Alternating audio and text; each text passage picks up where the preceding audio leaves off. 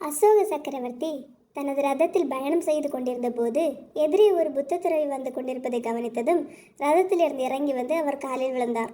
அதை கவனித்த அவரது தளபதிக்கு மாமன்னர் ஒரு பரதேசியின் காலில் விழுவதா என்று வருத்தம் ஏற்பட்டது. அதை அரண்மனைக்கு வந்ததும் மன்னரிடமே வெளிப்படுத்தினார். மன்னரோ அவரது வினாவுக்கு விடையளிக்காமல், ஒரு ஆட்டுத்தலை, ஒரு புலித்தலை, ஒரு மனித தலை, மூன்றும் உடனே வேண்டும் என ஒரு வினோதமான ஆணையிட்டார்.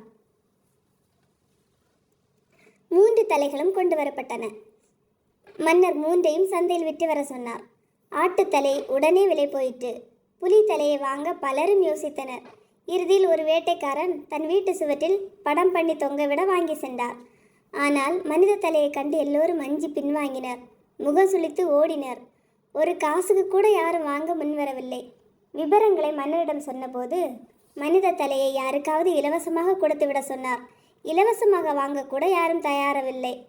அப்போது அசோக மன்னர் சொன்னார், தளபதியே, மனிதன் இறந்து விட்டால் அவன் உடல் ஒரு காசு கூட பெயராது. இருந்தும் இந்த உடல் உயிர் உள்ள போது என்ன ஆட்டம் போடுகிறது. இறந்த பிறகு நமக்கு மதிப்பில்லை என்பது நமக்கு தெரிகிறது. உடலில் உயிர் இருக்கும் போதே தம்மிடம் எதுவும் இல்லை என்று உணர்ந்தவன் ஞானிகள். அத்தகைய ஞானிகளின் பாதத்தில் விழுந்து வணங்குவதில் என்ன தவறு இருக்க முடியும்?